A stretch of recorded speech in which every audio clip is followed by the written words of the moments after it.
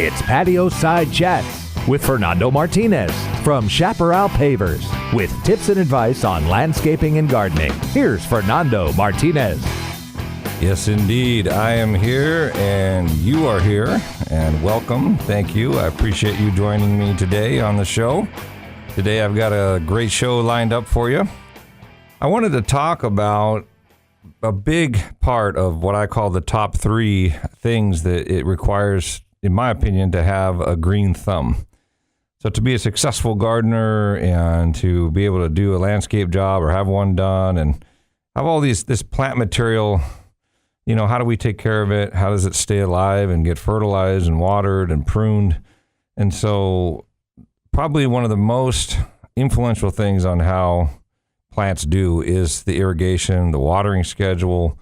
And there's so many different types of irrigation out there. And I've done shows in the past where we talk about all 3 of them and, kind of fit it into the whole show. But I want to just focus on irrigation today.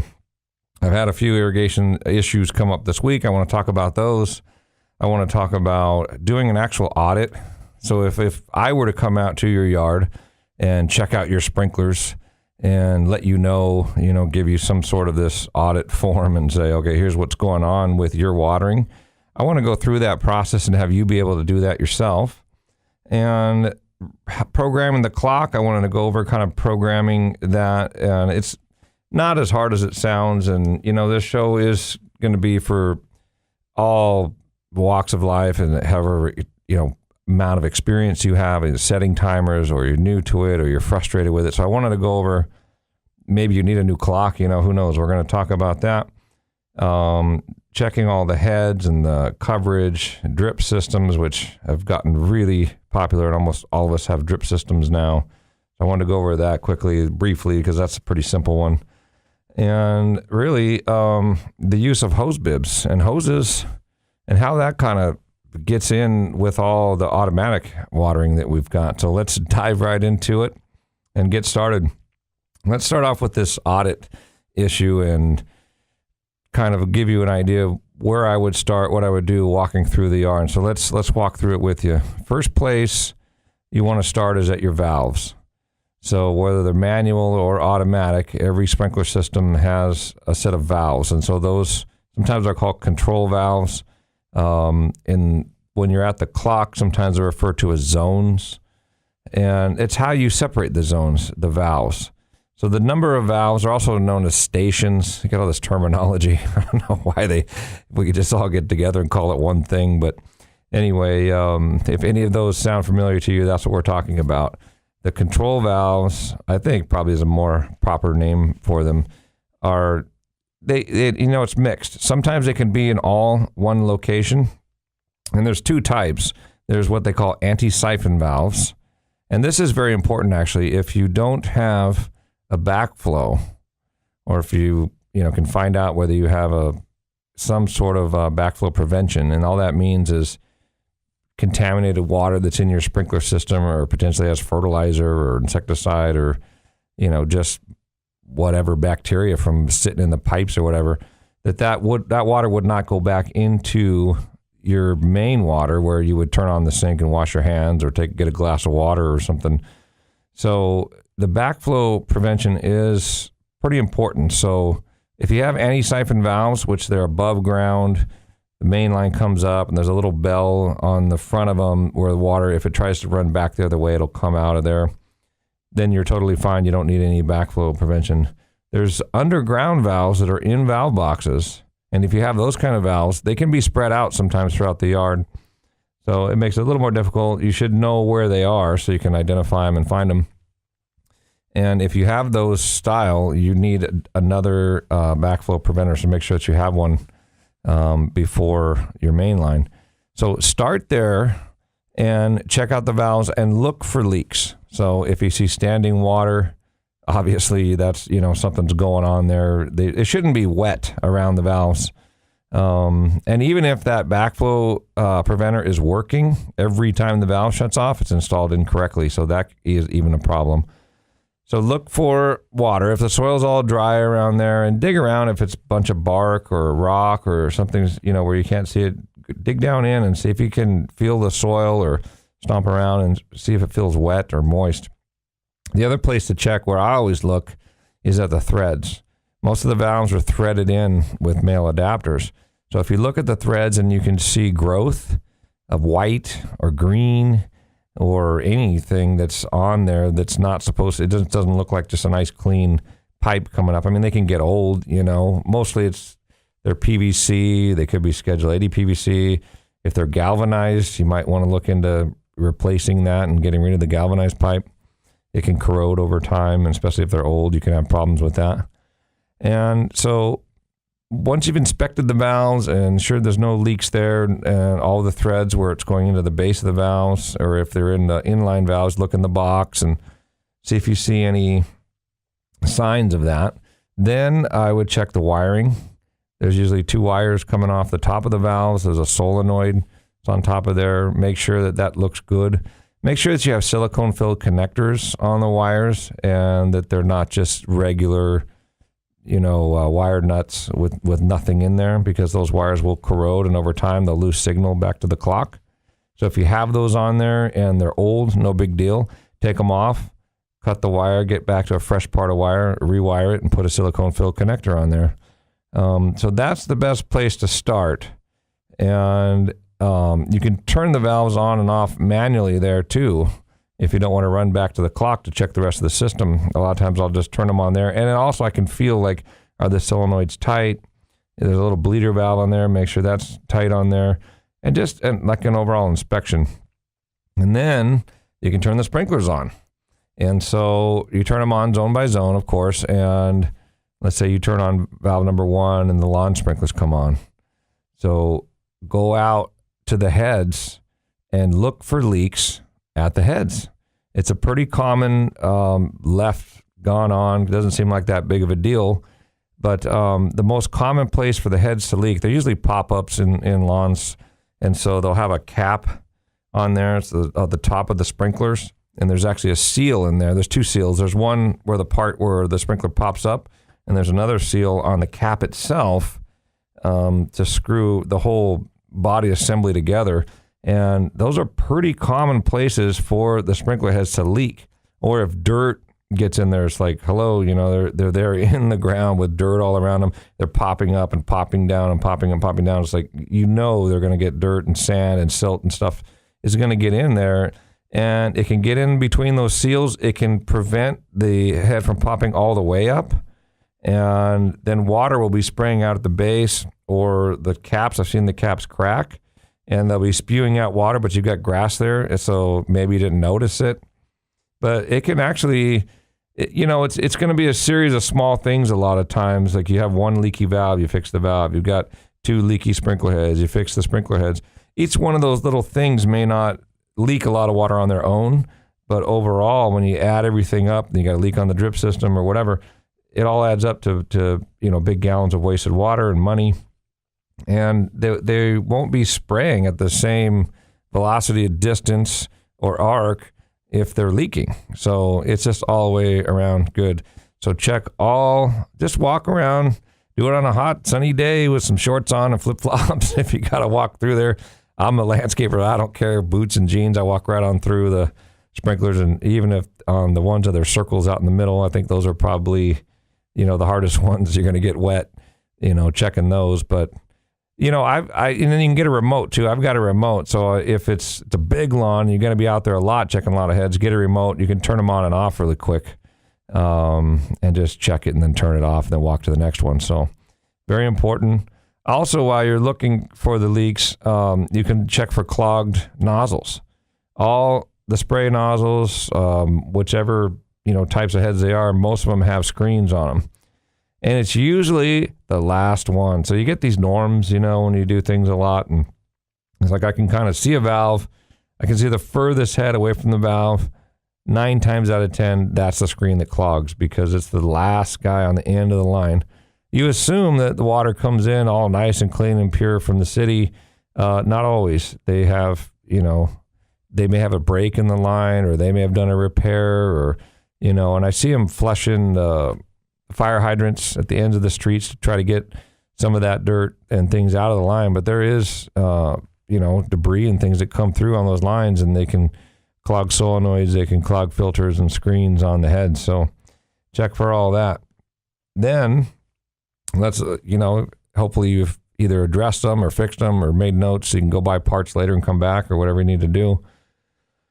After that's all set, you're now pretty certain that you have no leaks. You got to go valve by valve. So do the next valve on the lawn, do the drip systems, do the planter beds, any bubblers, and just go zone by zone, checking them all out.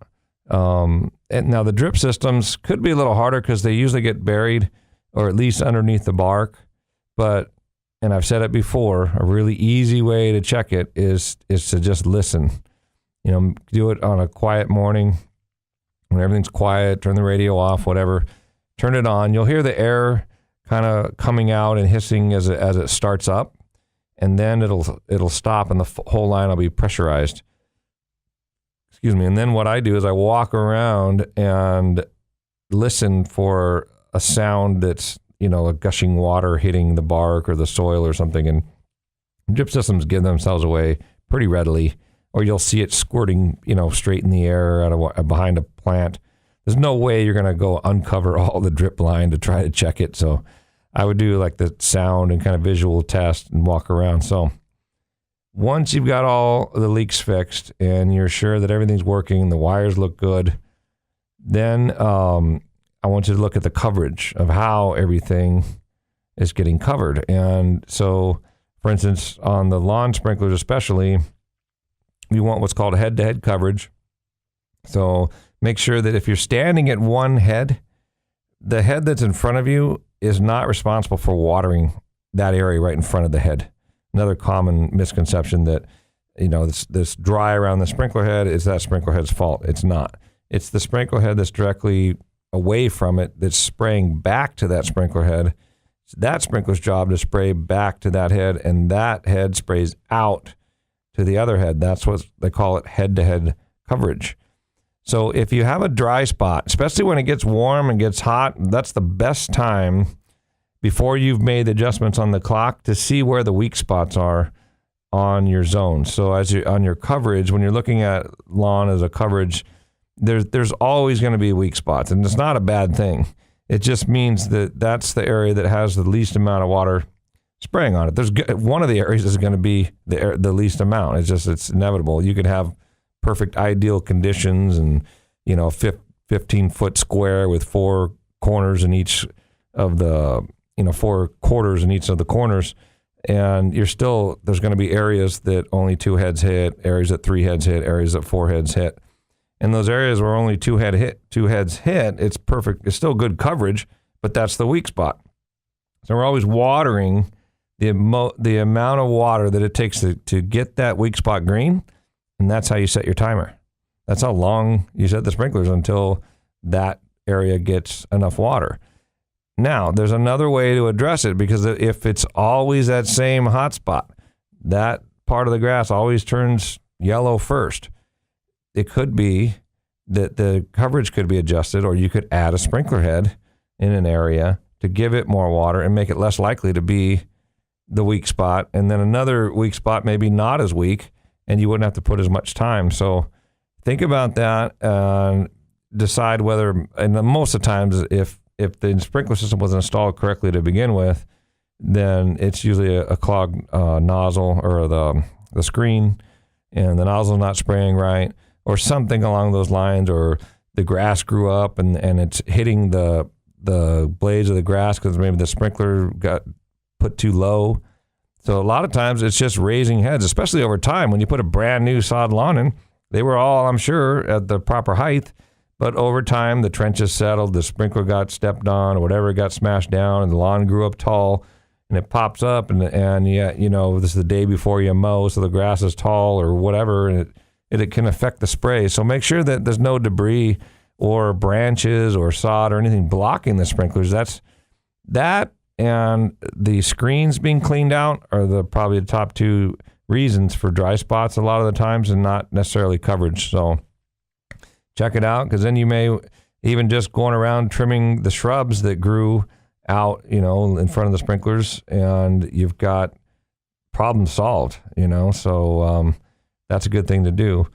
So now what I would do is we've got all the leaks fixed and we've got all the shrubs trimmed back and the heads raised if that was necessary, and it's looking good and feeling good out there. So now what we got to do is program the clock and the timer there. So, there's so many clocks out there, and the prices have come down actually, really, from what I've seen, and even with weather sensors, and we've talked about it on this show before with, automatic clocks that can shut it off if it's raining, which I think everyone should have at least that. And I think about this during the drought season, and people talk about, the water, and you can only water 2 days a week, and then there's states cutting you back, and you're not allowed to use this amount of water or whatever. And I'm thinking, how many times have I driven around when it's raining and people's sprinklers are on, and I'm just thinking to myself, this is crazy. I mean, and a lot of the homes, when they build new homes, they start to bring in these, mandates that it has to have a smart timer or some sort of rain, shut off. And I think just if everybody just had a rain sensor that would shut the sprinklers off when it rains, how much water we would save. So, and like I said, I don't know, so you can get one for $80, $120 now that will actually not only shut it off when it rains, but it'll adjust the timer to the weather based on if it's hot, it'll raise it up. And to me, that's really important. So any smart timer or smart sensor that you would get, it should increase the water when it gets hot.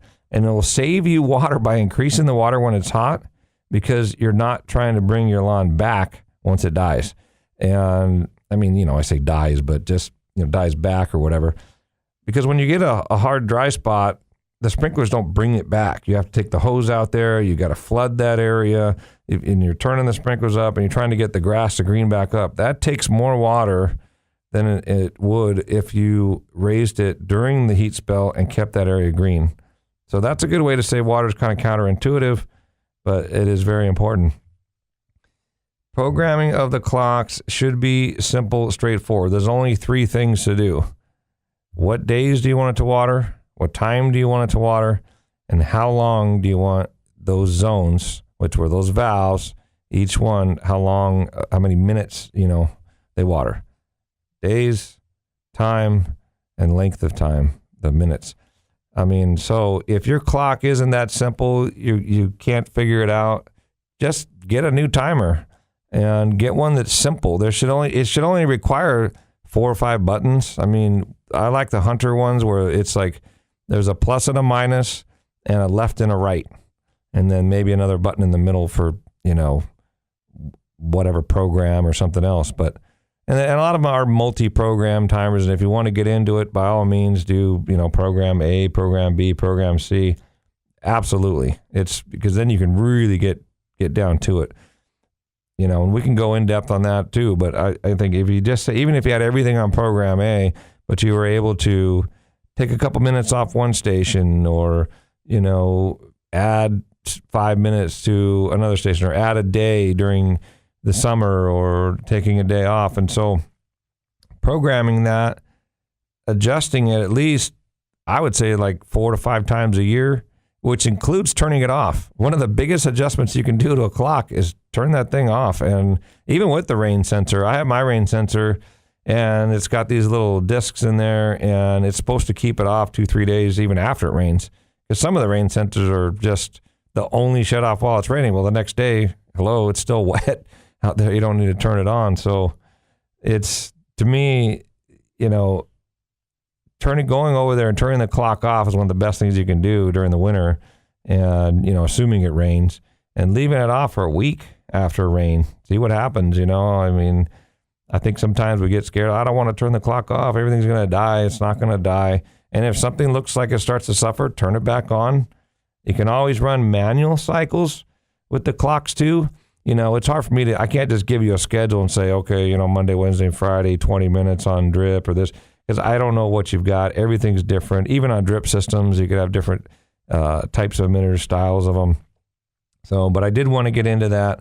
I did want to talk about the audit. And when we come back, I want to talk a little bit more about the use of hose bibs and how that applies and what to do, and we'll kind of review. But If you want to hear this show again, if you want to miss part of it, or if you want to hear any of our other shows that we have out there, go to our YouTube channel, Chaparral Pavers, or you can get there from the website, ilovetoComeHome.com.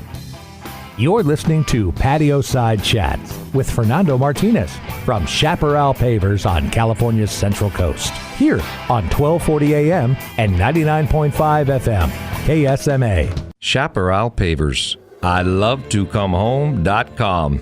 Imagine the flickering flames and warmth of a fire pit, soothing sounds of trickling water, decorative lighting, highlighting your landscape at dusk. Driveways and patios, not only functional, but a work of art. This is what Chaparral Pavers does for your landscape lifestyle. You'll love to come home. Chaparral Pavers. Visit us now at ilovetoComeHome.com. If you're thinking about installing a new paver patio or paver driveway, check out Chaparral Pavers online at ilovetoComeHome.com. Serving the Central Coast since 2001, Chaparral Pavers will work with you to get it right and complete the job to your specifications, as customer service is king at Chaparral Pavers. Paver driveways are stylish and durable and guaranteed to never crack. If your old concrete driveway or entryway is a hazardous cracking mess, it's time to call Chaparral Pavers. Go to their website, ilovetoComeHome.com. You'll find all the information you need. Check out photographs of past installations and reviews from Central Coast residents who have used Chaparral Pavers. And don't forget, all installations are guaranteed for the life of your home. So check out Chaparral Pavers online at ilovetoComeHome.com. Chaparral Pavers, they'll make you love to come home. Now, back to Patio Side Chats with Fernando Martinez from Chaparral Pavers on KSMA. And we're back. Okay, we are talking about all things irrigation today. That is the topic of the day. It's a big part of the top 3 things that it takes or requires to have a green thumb and to do really good with your plant material out in your landscaping and really help to keep that landscaping lifestyle going and have all those plants blooming and beautiful and growing and vibrant and green. And you know, it's a big part of when I go back on a job that we've done a lot of plants on, and you know, it's the most common question is, you know, what am I doing? You know, how come they aren't blooming as good or vibrant and gorgeous like when they were first planted? You know, they just kind of, they look okay, they look good, they're surviving. But a big part of that is how the irrigation gets adjusted throughout the year. How much attention are you paying to what happens, and especially lawns? That's why I think people get so proud. You know, it's hard work. It's not easy. Checking nozzles, you know, cleaning screens, looking for leaks, you know, trimming bushes away from heads, and keeping all the weeds out of there, and fertilizing correctly, and adjusting the watering, and adding ahead if necessary. And irrigation plays an absolute huge part in it. It's not a set it and forget it game. There's no magic schedule I wish that I could give you, and this is, you know, what you do. And everyone's soil is different. The sun locations are different. Different types of plant material require different types of waterings, and so really get to know that and get to know your yard. And it becomes simple over time. And if you do it on a regularly, you know, basis, you start to get a feel for when something's out of whack and looking for clues. You know, it's hard for me to go to a party or someone else's house and I can immediately see bark, you know, being moved. Hey, they got a leak on their drip right there. Or, you know, I see a dry spot in the lawn. I see a bush sticking out. It's like, that's probably hitting that branch right there and not spraying right. Or, you know, I mean, to me, it's obvious, and that's what I do. So this radio show is about helping you guys and educating, and maybe when you get home and you see that bush and you see the dry spot, you know, just go out there and trim it off, and let's keep things looking good and beautiful. So to continue now, what I wanted to talk about was how watering with a hose is still appropriate and necessary in certain instances. And it can actually be very fun and quite relaxing. And I think it's a key part to what we do with watering. First and foremost, the number one use for the hose is watering in after fertilizing, or using it for the fertilizing itself if you're using a hose end sprayer to fertilize. If you're using the granulars and you get the handful of the pellets or the little BBs and you're fertilizing everything, do not rely on the sprinklers. Maybe on a grass, because it's watering the whole area. But when you're doing the plantings and you're fertilizing in the plantings, you have to absolutely water with a hose. The drip system is only going to water 2 little tiny spots on either side of the plant. Hopefully, some landscapers will only put one emitter right at the trunk of the plant, which is even worse. And that's another thing you can do as part of your audit, adding emitters. As trees grow and get bigger, you can do rings of drip around them and increase the number of emitters that you put on there. But watering with the hose will water the whole area. And I like to wash off the leaves too. So wash off the leaves, get everything good and wet. I'll even spray down the house where, it gets dirty and dusty from the bark and, there's people walking by or whatever. And it's like just hosing everything down and getting all the plant's leaves washed off. They can photosynthesize better. It gets the entire area of the whole root zone in, and when you're watering it in with fertilizer, it's a key part. On dry spots on the lawn, it's absolutely crucial. Don't rely on the automatic sprinklers to bring back the dry spot. Do it in combination with hose watering, and they'll come back much faster with less water, and you'll just have really good luck. So use that hose. It's a big part of it. Now, one more thing I want you to think about when you're using the hose. Think about the amount of water it takes to water a plant. And, fill up a bucket if you're not sure, and see how long it takes up to fill a 5-gallon bucket or a 1-gallon watering can. And think about how much water is coming out of that hose when you're watering that plant. That is how much water you should be putting on them with those drippers. I think a lot of people forget that. Those drippers put out 1 gallon an hour, 2 gallons an hour. In 30 minutes, a 2-gallon per hour dripper is only putting out 1 gallon of water. So in 15 minutes, 20 minutes is putting out around a half a gallon, a little bit more. So think about that and set your schedule accordingly on the timer for that. That's all the time we have today. Thank you for tuning in. You can catch us on the website ilovetocomehome.com. Chaparral Pavers on YouTube to catch other shows. We will see you next week. Bye-bye. This has been Patio Side Chats with Fernando Martinez from Chaparral Pavers. Go to ilovetocomehome.com to find out more, or call 805-588-6917. And be sure and tune in next week at this same time for Patio Side Chats here on KSMA.